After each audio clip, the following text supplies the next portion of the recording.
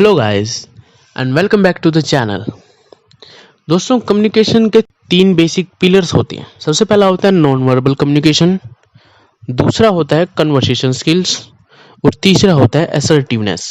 Assertiveness मतलब दूसरों की फीलिंग्स को समझना। नॉन वर्बल कम्युनिकेशंस में आता है जैसे बॉडी लैंग्वेज, उनके फेशियल एक्सप्रेशंस। कन्वर्सेशन स्किल्स में मैंने ऑलरेडी एक वीडियो बना रखी है, उसे भी जरूर देखिएगा आप। और फिर असर्टिवनेस। दोस्तों, हम लोगों से बात क्यों नहीं कर पाते हैं? उसका सबसे बड़ा मेन रीजन है, वो है हमारा डर, फियर। तो इस फियर को दूर करने के लिए हमें सबसे पहले क्या करना होगा, अपने डर को पहचानना होगा कि हमारा डर कितना है, हमें किस लेवल तक का डर लगता है। हमें एक पर्सन से बात करने में डर लगता है, दो पर्सन से बात करने में डर लगता है, ग्रुप डिस्कशन में डर लगता है, या स्टेज पे जाने में डर लगता है। हमें पहले वो पता करना होगा। और जब हमें पता लग जाए कि हमें किस लेवल का डर है, हमें कितनी इम्प्रूवमेंट करने की ज़रूरत है, उसके बाद हमें क्या करना होता है, हमें उसे लगातार फेस करना होता है, उसे लगातार एक्सपीरियंस करना होता है उस सिचुएशन को जिसमें हम अक्सर फंस जाते हैं, अक्सर डरने लगते हैं, नर्वस हो जाते हैं। उस सिचुएशन को हमें लगातार कंटिन्यूसली फेस करना होता है, तभी हम अपने फियर को कंट्रोल कर सकते हैं। यही एक प्रैक्टिकल सॉल्यूशन है जिससे हम अपने डर को कंट्रोल कर सकते हैं। दोस्तों, how to talk to anyone, इस बुक में कुछ ऐसी बातें लिखी हुई हैं जिससे हम अपने कम्युनिकेशन को इम्प्रूव कर सकते हैं। बात तो हम सभी करते हैं दोस्तों, लेकिन एक इफेक्टिव कम्युनिकेशन करने का भी एक तरीका होता है। तो आज की इस वीडियो में हम बात करेंगे कि हमें कम्युनिकेशन कैसे करना चाहिए, क्या करना चाहिए, क्या नहीं करना चाहिए। दोस्तों, कम्युनिकेशन के तीन फेस होते हैं, इसको एक डायग्राम से समझते हैं। कम्युनिकेशन के तीन फेस होते हैं, एक तो आप, फिर आता है पीपल्स, और बीच में आता है आपके दोनों के बीच में कम्युनिकेशन। तो हम इस वीडियो में एक एक करके बात करेंगे कि आपको क्या करना चाहिए। फिर अगर आप कम्युनिकेशन कर रहे हो, किसी के साथ कम्युनिकेट कर रहे हो, तो कम्युनिकेशन में आपको क्या करना चाहिए। और फिर पीपल्स में यानी कि लोगों को आपको कैसे ट्रीट करना चाहिए। वो सबसे पहले बात करते हैं आपके बारे में। दोस्तों, आप किसी भी अगर मीटिंग में जाते हो, फैमिली गैदरिंग में जाते हो, किसी पार्टी में जाते हो, तो पूरी स्पॉटलाइट को स्टील करने की कोशिश मत करा करो। दोस्तों, हम ये सब यही चाहते हैं कि हम सेंटर ऑफ अटेंशन बने, पूरी पार्टी में हम ही सबसे इंटरेस्टिंग पर्सन बने।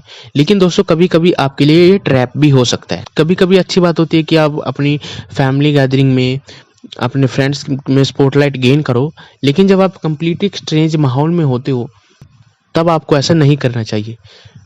क्योंकि अगर आप दूसरों को बोलने का ही मौका नहीं दोगे, दूसरों को रिएक्ट करने का मौका नहीं दोगे, तो उसका आप पे एक नेगेटिव इफेक्ट पड़ेगा। क्योंकि जो दूसरे स्ट्रेंजर्स होते हैं, उन्हें हम फ्रेंड्स बना सकते हैं। पूरी मीटिंग में सिर्फ आप ही एक इम्पोर्टेंट पर्सन नहीं हो। It's not all about you. इसलिए आपको दूसरों के साथ भी कोऑपरेट करना चाहिए, उनको भी बोलने का मौका देना चाहिए। ये मत सोचे कि मैं ही सबसे ज़्यादा अपनी इस मीटिंग में बोलूँगा तो लोगों का अटेंशन मेरी ही तरफ जाएगा और मैं ही पूरे टेंशन गेन करूँगा। ऐसा मत कीजिए। एम्पैथी दिखाइए लोगों को। Empathy is everything. दोस्तों, कभी जब हम स्ट्रेंजर्स के साथ बात करते हैं, उन्हें थोड़ा एम्पैथी दिखाइए, उनकी थोड़ी फीलिंग्स को समझने की कोशिश कीजिए। जैसे कि अगर कोई टॉपिक ज़्यादा ही सेंसिटिव है, आपके व्यूज़ उसके लिए कुछ और हैं, उस पर्सन के व्यूज़ कुछ और हैं आपके लिए, तो आपको बिल्कुल पैसिव नहीं होना है उस सिचुएशन में। आपको क्या करना है, आपको थोड़ा टाइम लेना है, उनकी बातों को भी सुनना है, उनकी बातों को समझने की कोशिश करना है कि वो कहना क्या चाहते हैं, और फिर अपना पॉइंट रखना है। और इस तरीके से रखना है कि उससे सामने वालों को भी ये ना लगे कि ये मेरी बात को बिल्कुल ही काटने की कोशिश कर रहा है, मेरे बिल्कुल ही अपोजिट जा रहा है। तो इस तरीके से भी आपको बात करनी चाहिए। Raise your energy. दोस्तों, जब आप किसी के साथ कम्युनिकेट कर रहे हो, किसी ग्रुप में वन ऑन वन कम्युनिकेशन कर रहे हो, या ग्रुप डिस्कशन में, पार्टी में, तो आप थोड़ा पॉजिटिविटी लाइए अपनी कन्वर्सेशन में। नेगेटिव बातें मत कीजिए। तो थोड़ा कोशिश कीजिए आपकी बातें ज़्यादा पॉजिटिव हो, आपका कन्वर्सेशन ज़्यादा पॉजिटिव हो। एनर्जी को रेज कीजिए। तो उससे क्या होगा, जो सामने वाला पर्सन है जिसके साथ आप बात कर रहे हो, उसमें भी एक अलग पॉजिटिविटी आएगी। वो भी आपके बातों को समझेगा, सुनेगा, और उसका मूड भी अच्छा होगा, आपका मूड भी अच्छा होगा। तो एक पॉजिटिविटी का एनवायरनमेंट बन जाएगा उस कन्वर्सेशन के दौरान। इस बुक के अकॉर्डिंग ये तो हो गई कि आपको क्या करना चाहिए। अब बात करते हैं कन्वर्सेशन की, कि आपको कन्वर्सेशन किस तरीके की करनी चाहिए। आप अपनी कन्वर्सेशन को फ्लेक्स रखें, उसे स्ट्रेट फॉरवर्ड ना रखें एक ही टॉपिक पे। कन्वर्सेशन ऐसी होती है, एक रिवर की तरह होती है जिसमें कोई भी आ सकता है, कोई भी जा सकता है, वो कहीं भी टर्न ले सकती है, कभी भी रुक सकती है, कभी भी चल सकती है। तो आपको ये चीज़ समझनी होगी आपको कन्वर्सेशन के फ्लो के साथ चलना होगा। उस कन्वर्सेशन को इस तरीके से रखें कि उसमें सामने वाला भी इंटरेस्टेड हो उस टॉपिक में जिस पे आप कन्वर्सेशन कर रहे हो और आप भी इंटरेस्टेड हो। सेंसेशनल टॉपिक्स, आप अपनी कन्वर्सेशन में ज़्यादातर सेंसेशनल टॉपिक्स का यूज़ ना करें, क्योंकि सेंसिटिव टॉपिक्स होते हैं जिसमें हर एक के पॉइंट ऑफ व्यू अलग अलग होते हैं। ऐसा भी हो सकता है जिसके साथ आप कम्युनिकेट कर रहे हो सामने वाले के साथ या किसी मीटिंग में, उनके point of view sensational topics को लेके अलग हो, आपके अलग हो, तो उससे भी आपका कन्वर्सेशन अच्छा नहीं हो सकता है। अब आते हैं थर्ड पॉइंट पे, पीपल्स।